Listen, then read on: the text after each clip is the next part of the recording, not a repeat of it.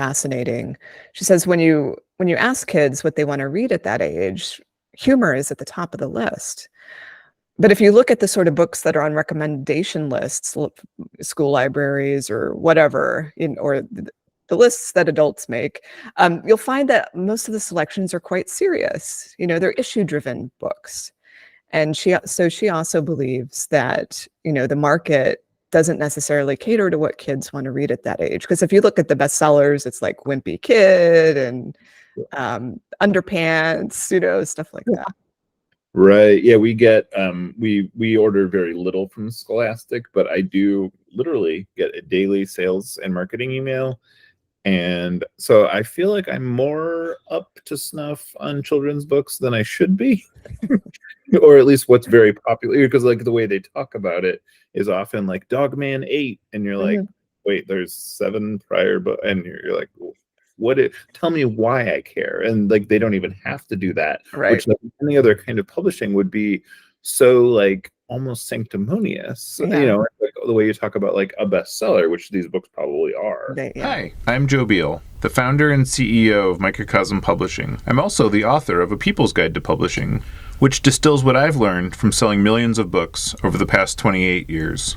I'm Elly Blue, the Vice President of Microcosm. We started this podcast to share what we've learned with newer publishers, so you can learn from our mistakes.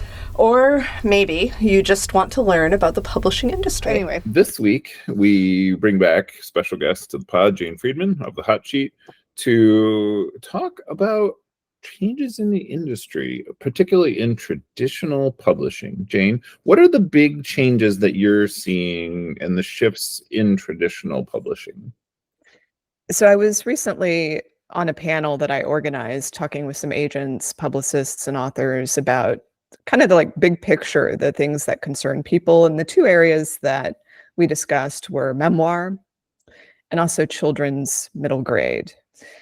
And I think the reason that these two areas are of concern is that there's some sales declines or deal declines, meaning the number of deals reported through Publishers Marketplace has gone down. Or agents have reported they can't sell these types of books like they used to. So on the memoir side, I think what's happening more and more is something that makes me slightly uncomfortable, which is we're moving into like the hybrid memoir era where it's not enough to sell your story. You have to sell something in addition to your story. So it has to have something in it for the reader that's like maybe self-helpy or inspirational or factual and self-help memoir. The self-help memoir, which I despise. It's not that I despise people who write them. It's just like I feel like it's trying to bring together two things that are oil and water. What about the Surprise Jesus memoir? What's your stance on that? The Surprise Jesus memoir. Well, this is what we call the book that you read the whole book, and then at the end they're like, this was actually all about Jesus. Oh, I have not heard that term before. This is a Microcosm original. Not that we publish it, but it's like how we talk about it internally within our office. But it is a surprisingly common genre of book. Wow. Yeah. I'm going to have to start looking for that now. Yeah. I mean, do or don't. I mean, I feel like the Christian publishing theme is an unexpected theme of this batch of sessions. We should do a whole one about it. But let's get back to the like memoir that's essentially like a self-help book, How to Be Me. This is like, how did this come to pass? Yeah. And does it sell? And why? I mean, I think it sells when you're kind of a celebrity or you have a platform or like you were the really big mom blogger in the early aughts or something.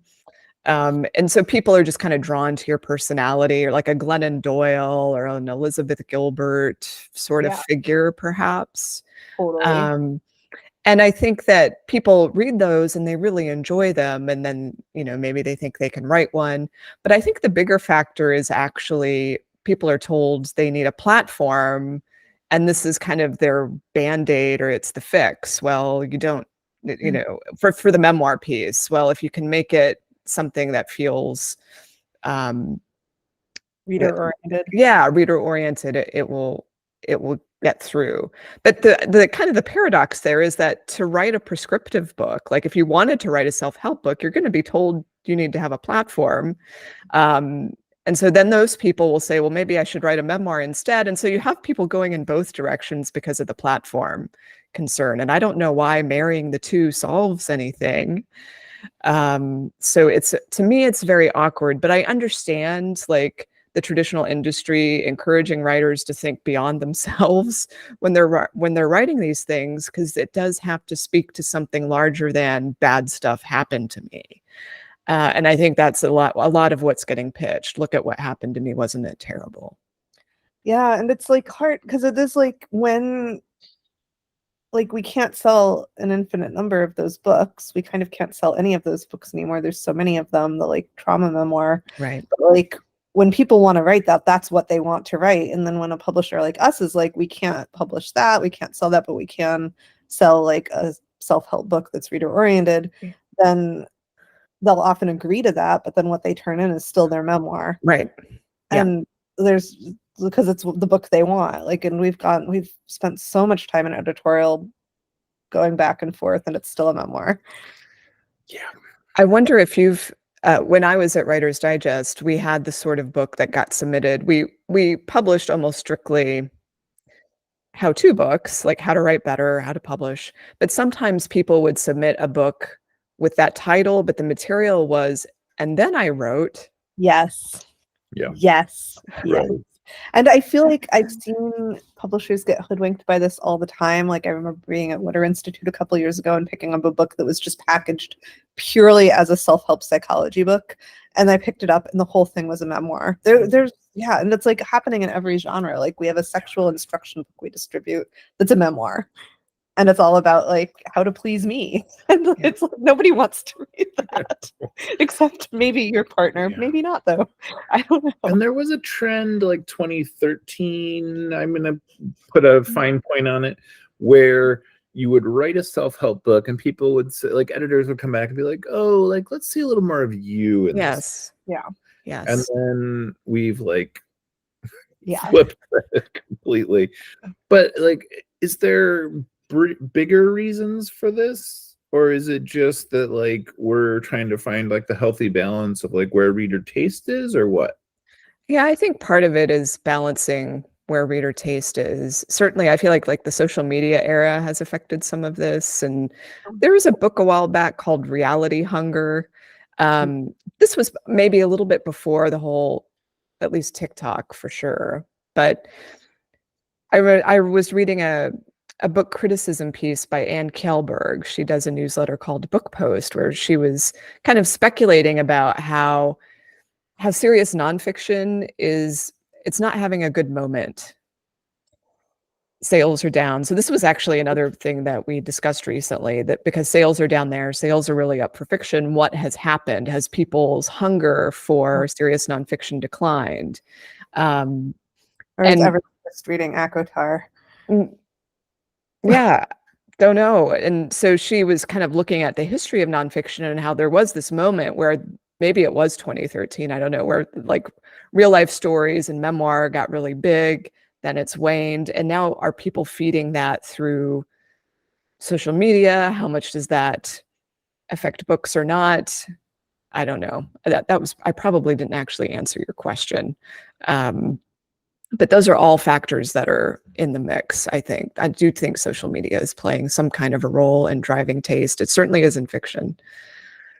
So what are your takeaways for publishers there? Like, should we be doing anything differently? Should we stay the course and wait for trends to change back again?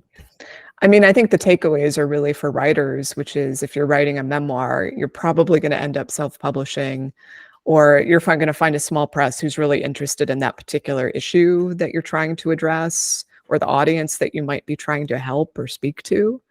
I just don't see publishers, at least, I mean, everything is trend oriented, but I just don't, for the moment, I don't see the straight chronological memoir making a comeback unless there is something else weaved into it. Right. Yeah. Oh, so what other shifts and trends are you seeing hitting the traditional industry?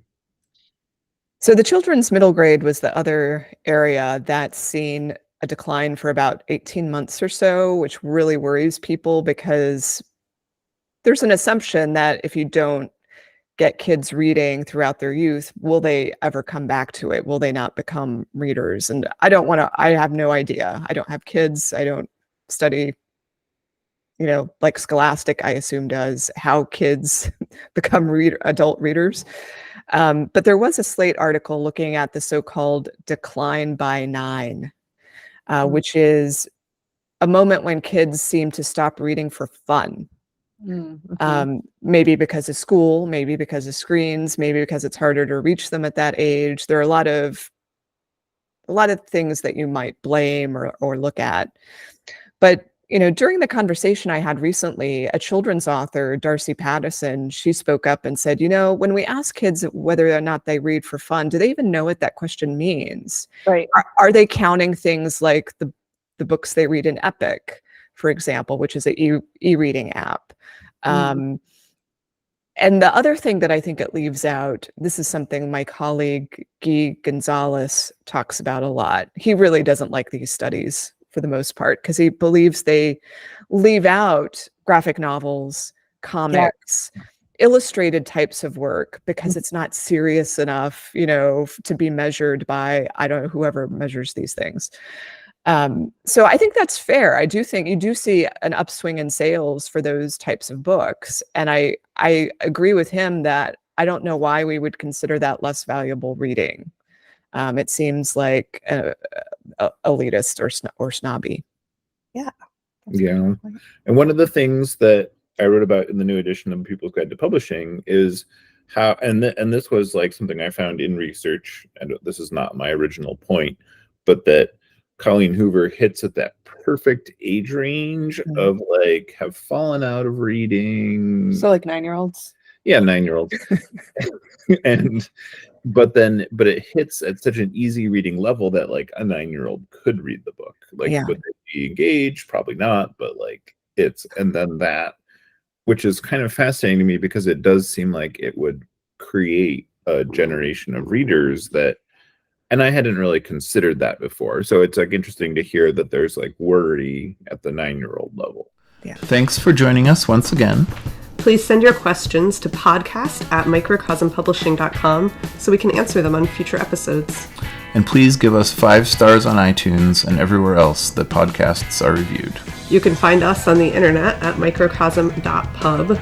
On Twitter at microcosm. On Facebook at Microcosm Publishing. On Instagram at microcosm_pub.